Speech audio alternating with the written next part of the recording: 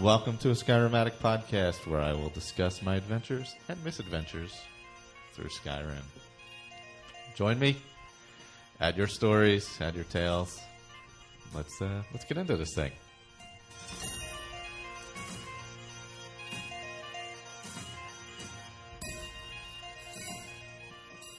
All right, so this is weird. We're live at Tattooed Moms in Philly for Philly Podfest.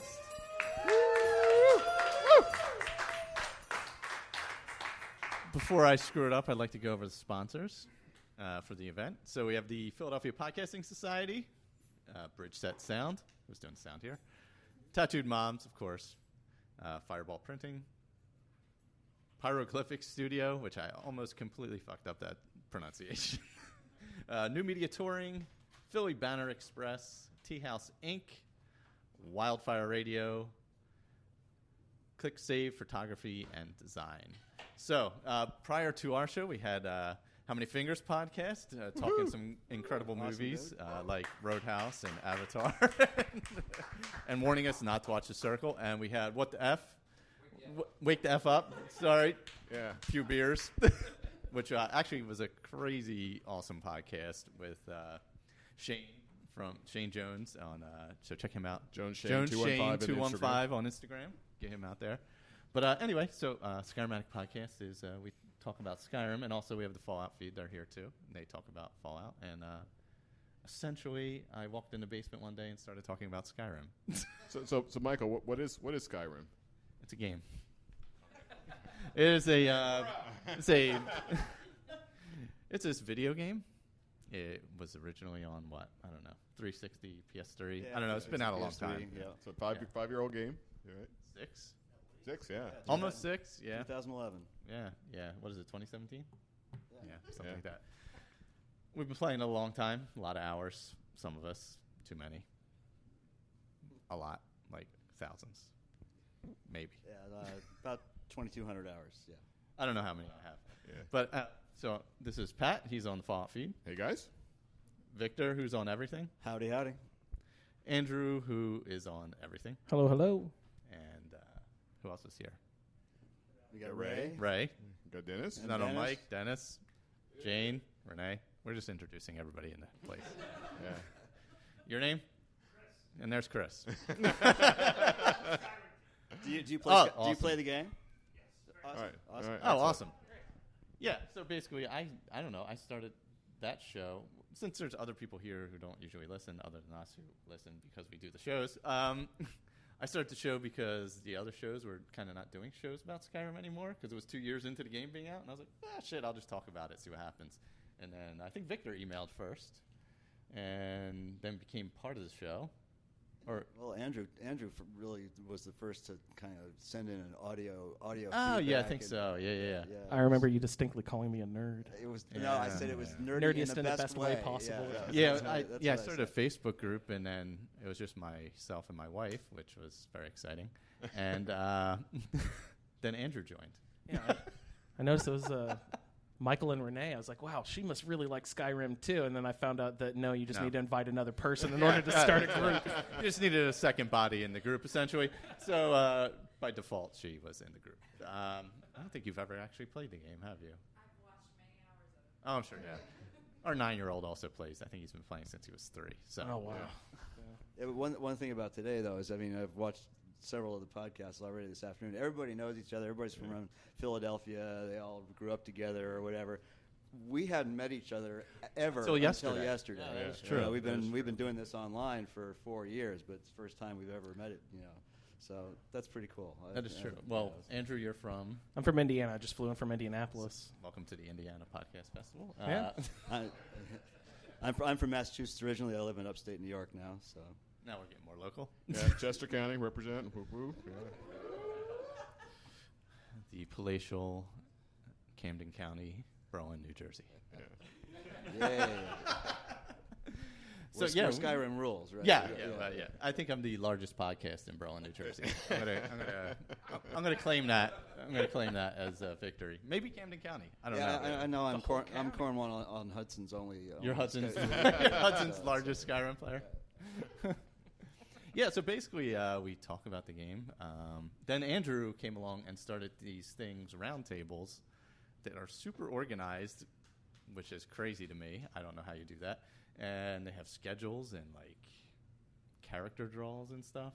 Yeah, well, the whole roundtable idea really came from, like, I think Victor and Colin speaking, but no one would grab the horns of this project that, like, we were all discussing.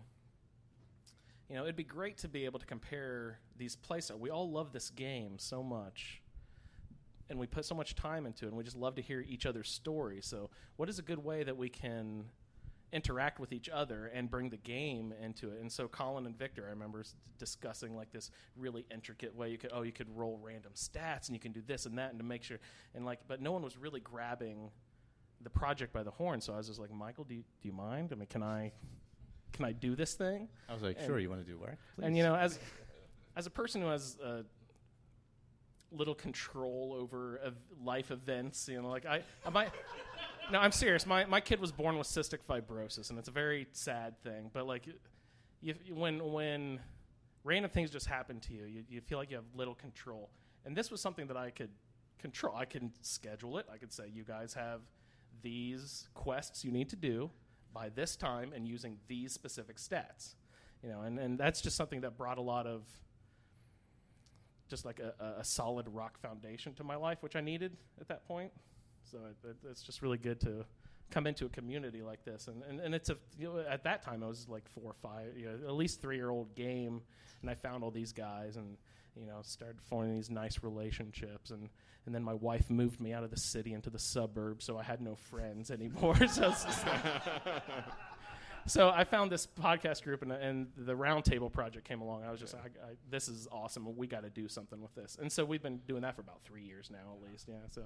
Yeah, the Roundtable came about a year into it, probably. Yeah, probably. Yeah. And we have other hosts too. Colin, he's in the UK. Juan is probably at a beer festival in San Diego somewhere. He is indeed. Judging beer of some kind, because that's what he does. He's like a professional taster. So yeah, he's a professional beer taster / judge. Yeah, I would like that job. Juan is our hero. Yeah. Kara, also from Indiana, does Fallout. Mm-hmm. Yeah, she's actually across the line there in Dayton, Ohio. But she moved. Oh, wow, that's way more exciting. Way more. No, but it's just you know, we're just tossed across the country. You know, yes. We're all over the place, and none of us know each other. And a couple of us has met each other at different locations, but it was basically this dumb 3-year-old game that brought this whole huge group of people together, which was really exciting. Yeah, slowly trickled and became a little bigger. Yeah, I mean, of course we're not the biggest podcast on earth because we are such a niche. Yeah. Like, it's a one game. It's not even about video games in general. It's about one 7-year-old video game. You know what I mean? We do. To be fair, we do too. I mean, there's Fallout is in there too. It's true. We've branched out. We're very diverse at this point. There are 2 games now. Yeah, we're working on 100 episodes for a 7-year-old game, right? Yeah. So, I'm working on my King's Quest podcast next. I know that. yeah, maybe Might and Magic too. I don't know if this is a bad tangent to take immediately here after, but you just brought up King's Quest, so I figured I'd take the in. I happened to be at a local big box store the other night when I was shopping. My wife sent me out to get a few things, and I just always walk past the video game section whenever I go there just to see, might there perhaps be a Nintendo Switch here today? And oh my God, Thursday night there was a Nintendo Switch. There's never a Nintendo Switch. Every time I go, I'm sorely disappointed.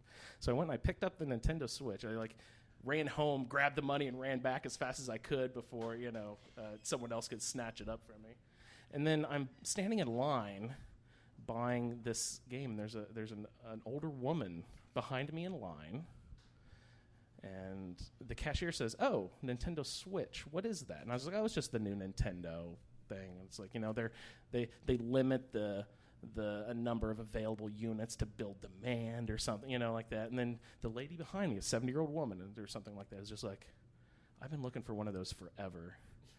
Where did you get that?" I'm just like, "No, I just bought it back here in the store." And of course, I assume this is for her grandson or granddaughter. I don't want to be sexist. It could be a little girl playing or whatever. And then she's just like, speaking about it, she's like, "Man, I miss games. I love games." So I kind of turned to her, and I'm like, "Oh, yeah? Do you play?" She's like, King's Quest. I used to play the hell out of King's Quest. I was like, wow, that's really great. I've never played it myself, but I'm a member of a group, and a lot of my friends like that game. She's like, you ever heard of Baldur's Gate? Just like, that's amazing. That's so you're great. saying I dated myself. And then, no, but it was just funny because then I said, I brought up Skyrim there at the end as we were leaving. She's like, oh, that is my favorite game. That's really cool. That was awesome. that was just thought. I was so Was that the heartwarming. Skyrim branding? There's the Skyrim branding on YouTube. She's Yeah, there definitely very is. cool. Yeah. She's got actually pretty big following on YouTube. No, it's Yeah, not that huge- late. I don't huge think she lives in following, my town, but I was just surprised that it is a similar thing. Like, pretty there's a amazing. lady out there just like. I just thought that was a funny story. Sorry. Wow, a 70-some-year-old. Wow. So Maybe I'm overestimating. She could have been in her 60s, but she was definitely out of the range that we deem appropriate for having interest in the games. Speak for yourself, buddy. I mean, No, I'm but- 60. Send your cards Did to you- letters to have you Andrew looked- I'm Myers taking- at negativefeedback.com. I'm not bringing it up as an insult, but as when I found out about Victor, like how friendly we have become. I thought you were like, going to say how old Victor is. No. It's just like, age determines such your group of friends or whoever you grew up with. And now that we're part of the internet, like, fuck age. It doesn't matter anything at all anymore. So, and that the whole thing just with the interaction of the woman just teaching me, don't have preconceived notions about what people could have interest in. Yeah, we have had a pretty broad range of It's amazing. ages on the We have on the show. teenagers, like 12-year-olds. That's always weird, yeah. And then we have, the other end. I'm always disconcerted by that. Yeah, a little bit. That worries me. Not questioning anybody. No, but that is pretty crazy. Like, we've had, we've been doing it 4 years, so there's, people come in and out. We talk to people for a while. Yeah, you see a lot But of... there's been a thread of people who've kind of hung on the whole time.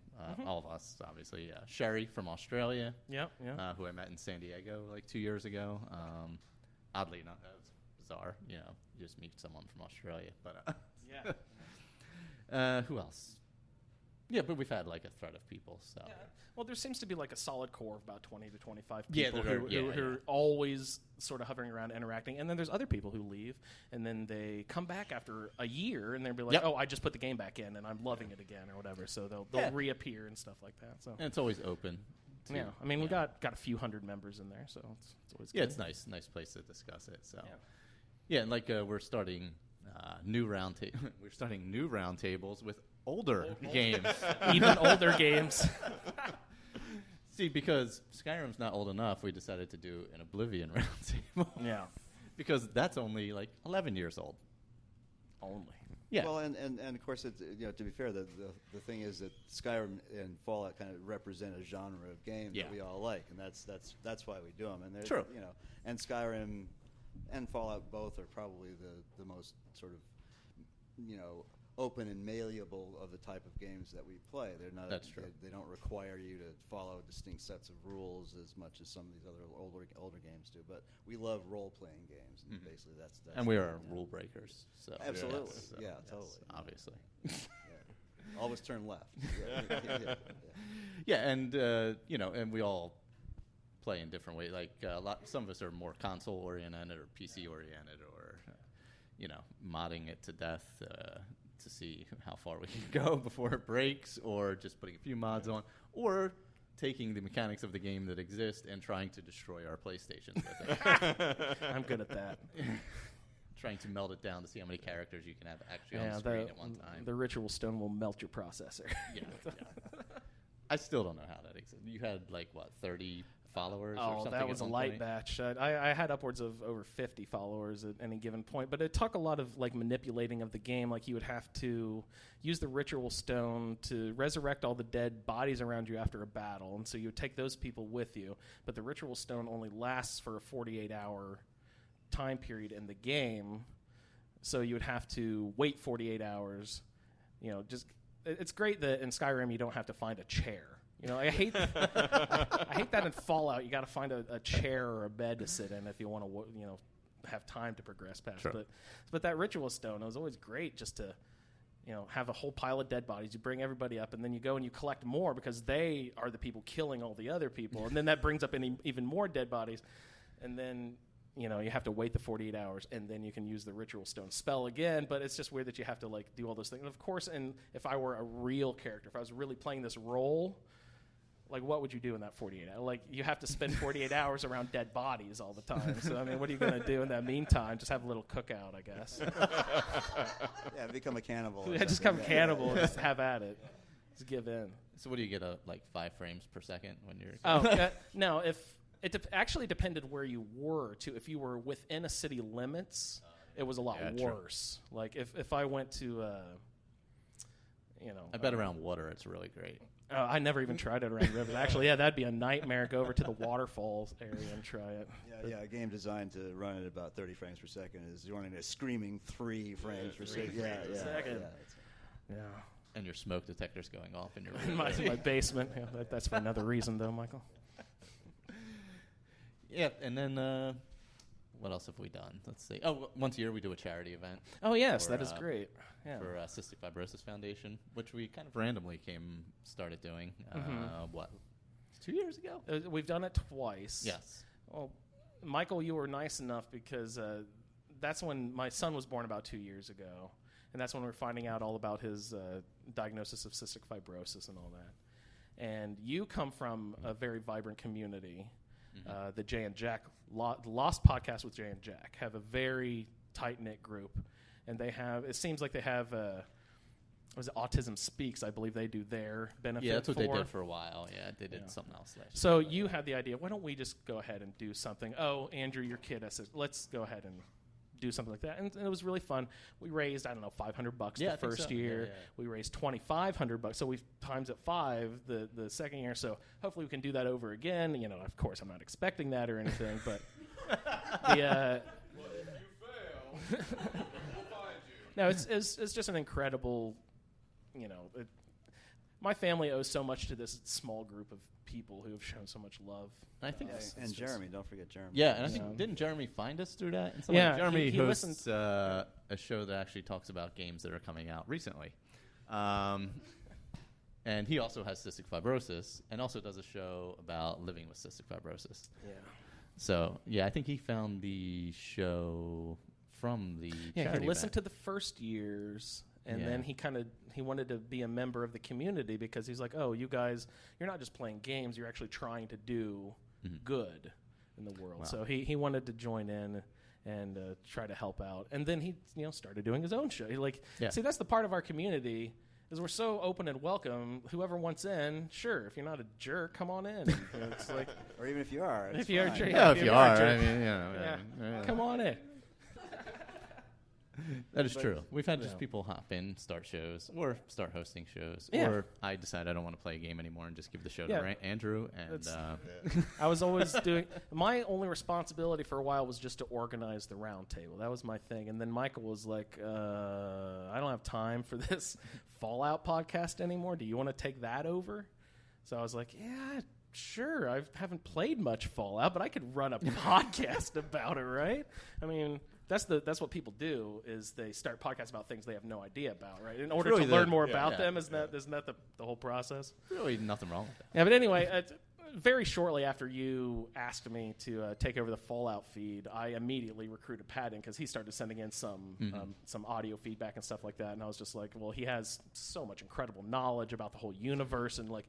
I like to surround myself with people who know what they're doing, so I was just like, okay, Pat, you come on in. And then Denny got a hold of us, and it was like, Denny, okay. It was like 2 episodes apart or an episode apart that Pat and Denny joined us. So, I'm bringing in and Pat, bringing in Denny. Kara has been around. And Kara was like, I had to bring in Kara because there are like, I'm always worried about this. There are like 0 girls represented in the world. I know that there are 50% of the gamers out there are female, but why aren't they represented in the podcast world almost at all? Like, so I needed to have Kara on the show, and I was trying to, and then she's had graduate school, so she's, been in and out. And that's the thing, like you were saying, people come in and out and everything. But, so I don't know, Pat, what were your instincts or impressions of the group?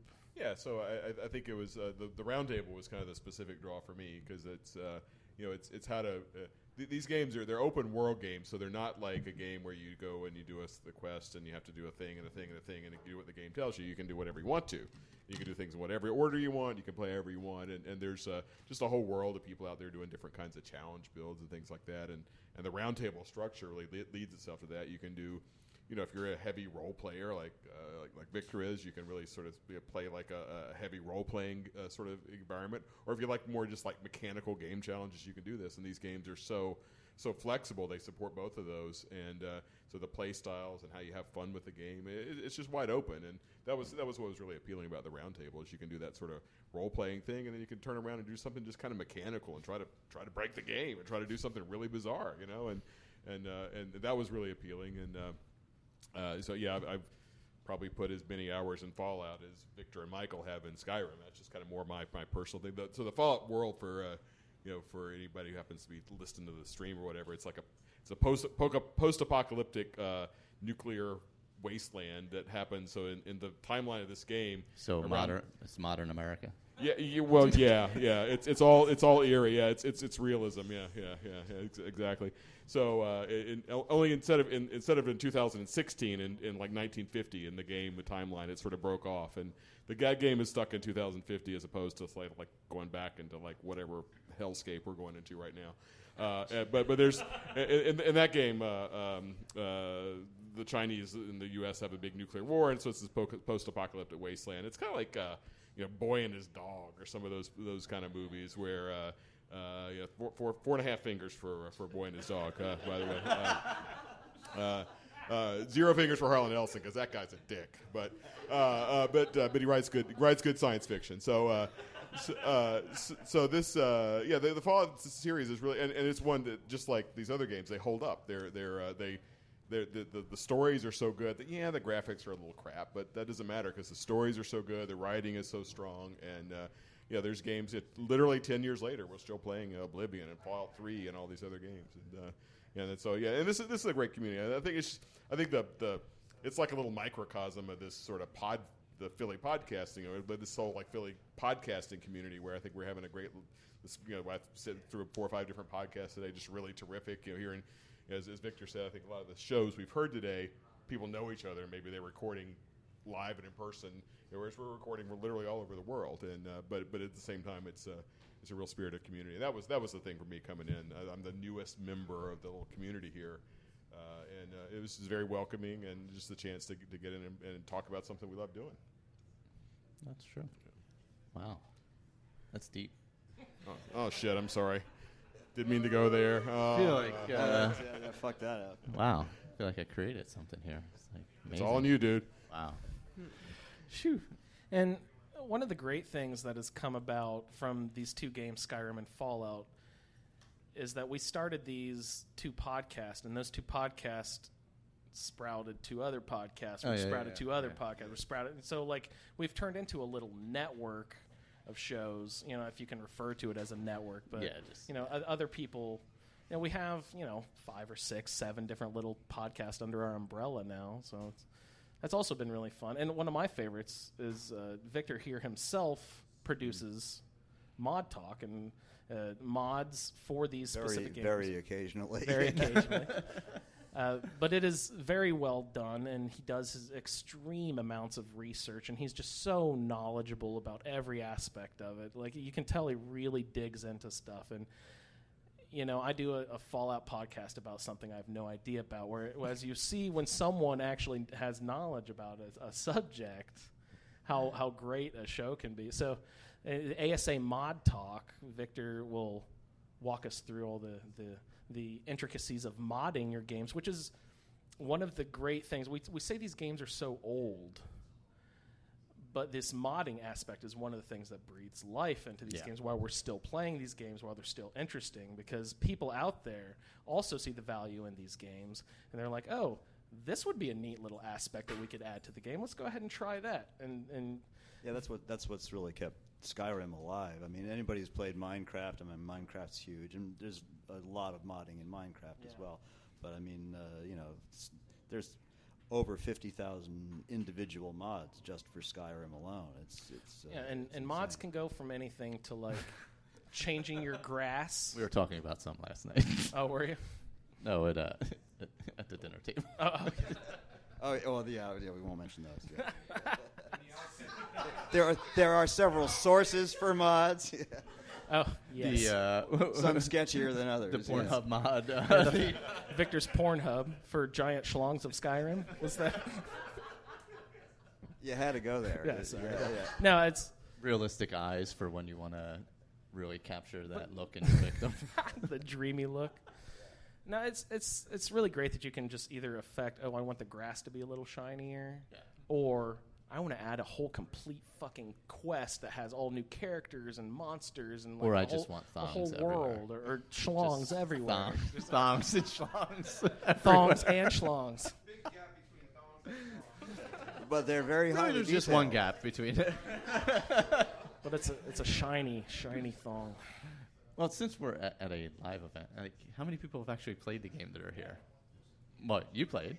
You played the game. Okay, awesome. Nice. My wife never played. What the fuck? How is that possible? Will you play later? Why don't you tell some of your favorite quests or some of your favorite characters? My characters are generally named after pop culture icons. Oh yeah. Because if you get into the games, there's all obviously lore and stuff like that, and people like Victor or Colin will actually name them according to lore. I tend to name them towards things I'm watching, or things I've experienced in life. Well, I'm forgetting. Didn't you name? I had a Khajiit for a long time. It's like named Lord Tubbington. Yes, that's it. If you've ever watched the show Glee, Brittany's cat was named Lord Tubbington. So that is where that came. And I wouldn't tell him where it came from. And then currently I have an Argonian named Ja Rule. Ja Rule. Because that's generally they have a name Ja something, Yeah, Jarira or Ja Jarira, whatever. Yeah, so yeah. I was like, well, Ja. I don't spell it the same. I don't want any copyright infringement issues. I don't want to get sued. So I do spell it differently. That's funny. And your son's name? Oh God, what was the name of his character? Awesome poop. Yeah, that was We discovered that last night. Discovered some awesome poop. He's very creative. No, as we saw. Michael, one of my favorite things about the show is in order to keep interest in the show, you try to start fresh characters and stuff all the time. You're trying to do new and different things. I remember one time you had a character who never entered any cities. He was just like a country boy or something. I had a vegan character. A vegan character who which is a little tougher to do in Skyrim than you would think. Yeah, you got to have leather to make daggers and everything. It's crazy. And they're you just not real started animal one- friendly in Tamriel. I'm just saying. I think you or just Nern. started one that's smithing only or something, right? I'm Or going to. You're going to, yes. Because that's seems very exciting. But that you're in a world. There's these fucking dragons attacking your family, right? You don't care about that. You're just gonna go find some I'm iron just gonna ore, go make a dagger, man. Yeah, make a dagger. Screw the dragon. Someone else will deal with that. That's fine. Look, the dragons are going to happen. I'm just a guy. Dragon's gonna dragon. I got to go get that ore. I got to go You put gotta it in the farm some smelter. cabbage. Yep. Yeah. I don't have time for that fire and ice dragon or the legendary dragon or the ancient dragon or the 3 that'll jump out of the lake and attack me while I'm looking for something. I just have to smith. It's just the way it is. Yeah, I think that's a great way to, like I said earlier, just breathe new life into you just keep bringing new different angles to it, and that's a good way to keep the game and that's alive. that's what we do with all the shows, really. Yeah. When I start my Atari 2600 show, and we start playing Adventure, it's going to be very tough to play that that's in a good different. one. Adventure was probably my first adventure game. Adventure, if you don't know, was a square that moved around the screen, and you picked up an arrow and moved around the screen, but it only faced one direction, so you moved like this. People can't see me, but it moved like this. And if you had to stab the dragon, if the dragon went behind you, you had to move like this to use the arrow. So it was really the first adventure game. Yeah. You can play it online, of course. It's it's on the internet. Everything's on the internet, That's great. including many mods that Victor checks out. But yeah, no, that was like my first adventure game, like that, and then Pitfall, which was way more complex than Pitfall's adventure. great. Yeah. We had. I believe it's called Wizards and Warriors. No, it wasn't called Wizards and Warriors, but something like that on the Odyssey 2000. I don't know if you remember that. It's a Magnavox Odyssey 2000. Do you remember that system?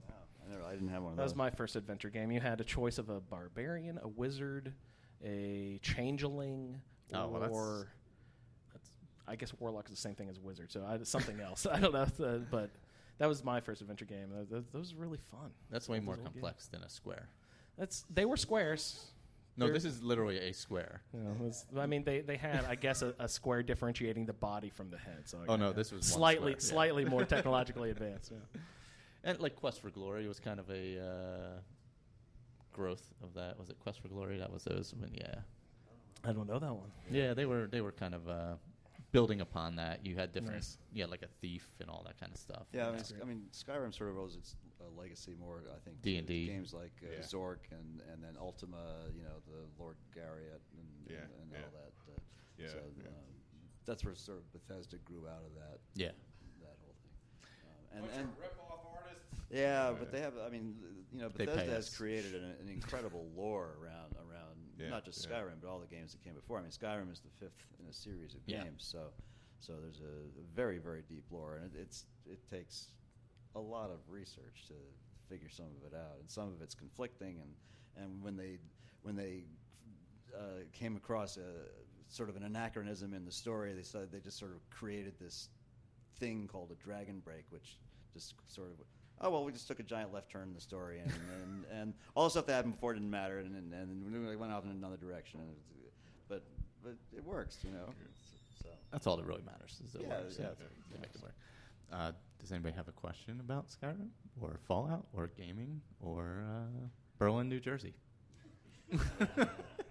Or upstate New York. Or upstate New York or Westchester, Pennsylvania. Screw Indiana. Or Indiana. If you really want to know about Indiana. No, you don't. How does Fallout compare to Berlin, New Jersey? Well, at times, let me tell you. I live right near Berlin. You're in Marlton. Well, the downtown area, there's this one garage that reminds me of the Red Rocket that is now closed. I think New Jersey has less radiation but more mutants. and lots of ghouls and things. Probably, slightly less radiation. And I was looking at this guy earlier. Do you think he's a ghoul? Oh my gosh! Yeah. Do you think that's Hancock or something? Looks like Strong. Strong. Some mutant or something.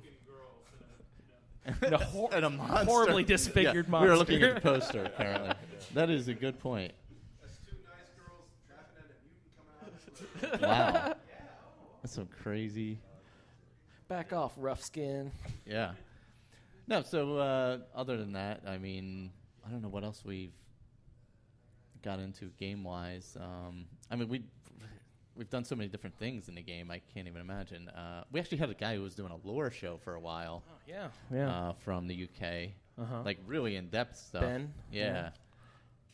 And, like, way more in-depth. I mean, my podcasting preparation consists of, let's see, I just got done my run. Let me go to the basement and turn on the MacBook Pro and here all right, let's record. Okay.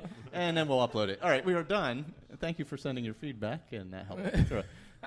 That's my preparation level. Andrew's preparation level.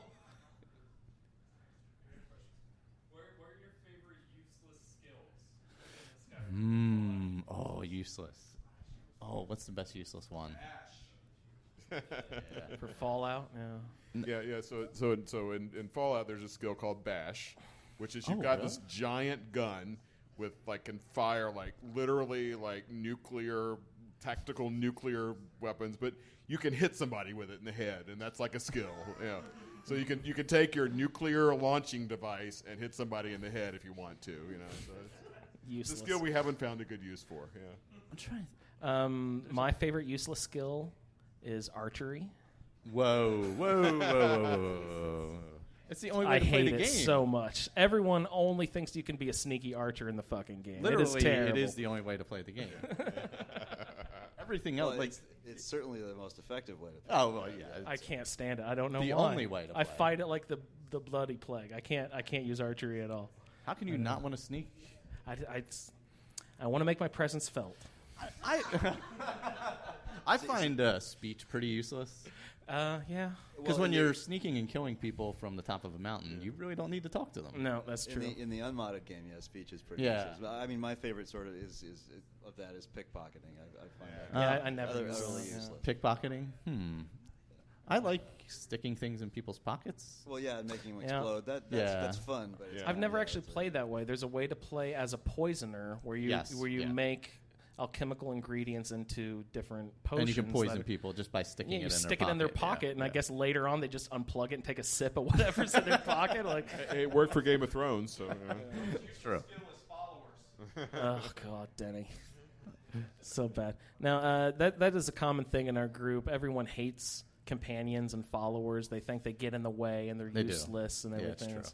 I try to collect as many as I possibly can at all times. It's like I love. I'm scared of being alone, guys. I need a hug.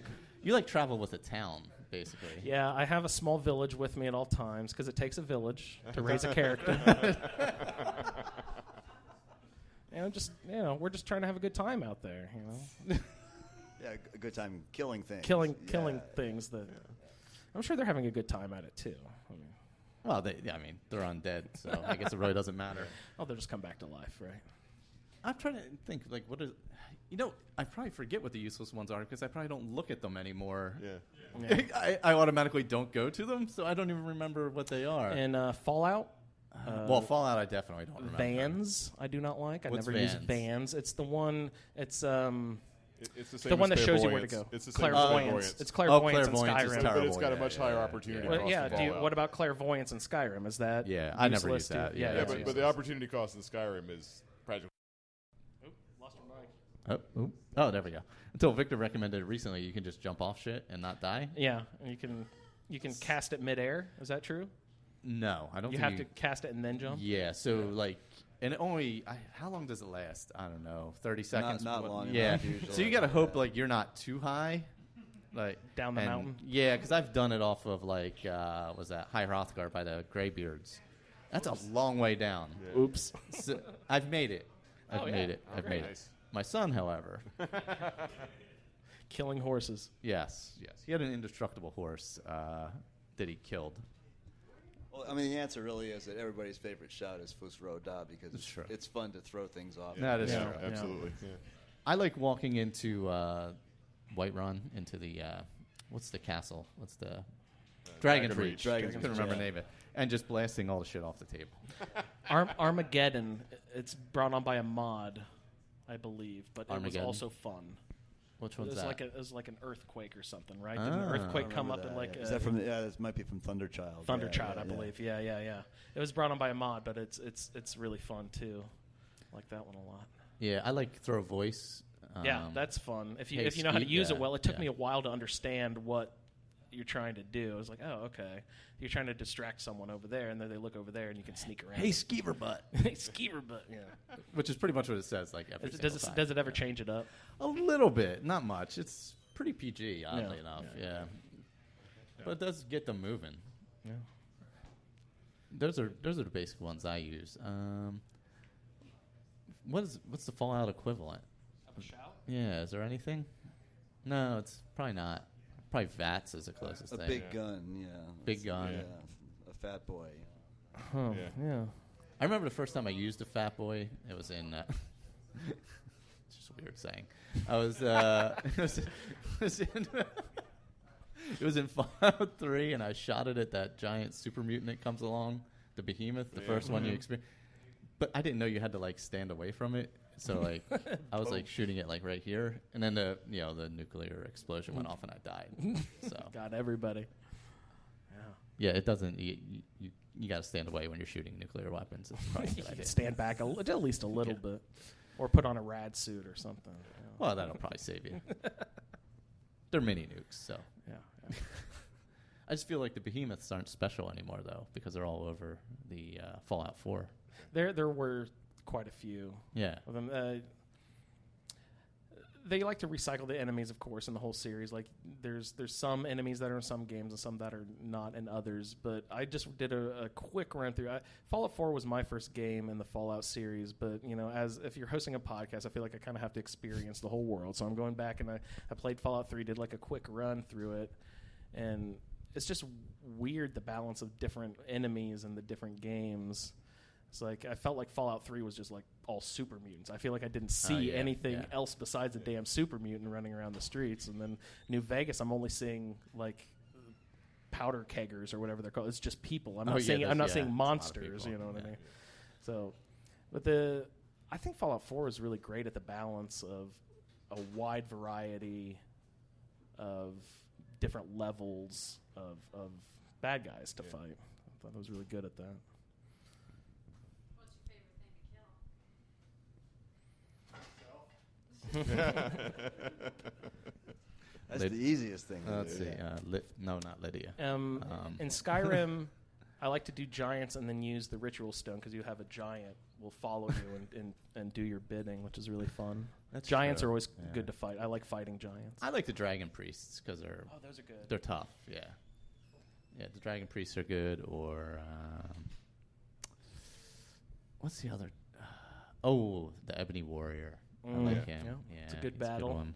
I've actually only made that once, but I reloaded it a few times because I was like, I'm never getting to level 81 with the character ever again. So Karstag's a good one. He's Karstag's pretty fun. much the same level, I think. As Yeah, and he's and then you can summon him and have that's true. an ice giant with your giants. But like only outside and only 3 times or something, right? Yeah, like, right? It's very limited. See, I'm so worried about the appropriate use of the skills rewarded to me. Mm-hmm. So I'm always like, is this moment good enough where I can use Karstag? I only got 3 chances here. Is this opportunity enough where I can use it? And like if you look at my Fallout 4 perk chart, I will always have 10 unused perks because I don't want to invest them in the wrong spot and then make a mistake and have to go download a mod that will let me respec stuff or whatever. I'm always very careful about it. It's not that I'm careful, it's because I'm scared. Andrew. It's a game. I know. But I don't want to have to reload and restart and go back. And See, for me, like I don't plan ahead. I just get a perk. Oh, I'm going to jam that perk in somewhere. Yeah. What the hell with it? It's always because on Tuesday, I'm like, ooh, that's a good perk. But on Wednesday, I'm like, that other thing looks better. It's just like, depending on what quest I am currently working on determines which perk that I think is useful. This is the drawback of your organizational skills. Yeah, I can't make a decision. It cripples me. If you're part of a podcast, we are judging you. I'm always judged. Funny thing about... Sorry, No, go ahead. what's your favorite Daedra? Oh... Nocturnal. don't judge. Nocturnal's good. Has nothing to do with this statue. Now, are you basing that on the Daedra itself or its artifact? The quest.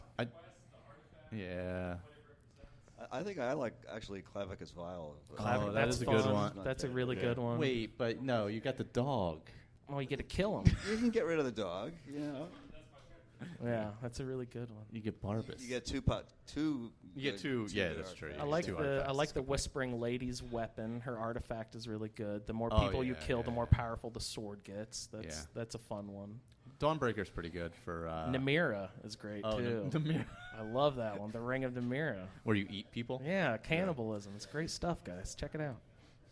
You say Clavic's Vial, you say Elmo. Elmo. You need to open up the book. Oh, God. Let's take a journey. Oh, no, that's Hermaeus Mora. Oh, He's the slow-talking blob. Hermie Yeah, he's Mora. very, I don't know. He's a blob. Yeah, he's It's weird. oh. I don't like him. A tentacled. Well, I don't like him because he kills, your biggest enemy in the main DLC. Yeah. I got all the way to the end. Don't kill him. I want to do it. Yeah. Good point. He tells you to go out and do something, but then right before you can do it, He does it. he does it for you. Yeah. And takes away all your power. Spoiler alert, that also happens in, what's that mod? The big land mod? False Scar. Yeah. Spoiler alert. It's great. Several big lands mods. Yeah. Yeah, that's a giant one. And then you get all the way to the end, and I don't know. You don't get to finish. No. It's like Take away that opportunity from you. You spend hours Steal and it. hours and hours getting to the end, and there's no completion Yeah. at all. But I would. Oh, what I was going to say about perks.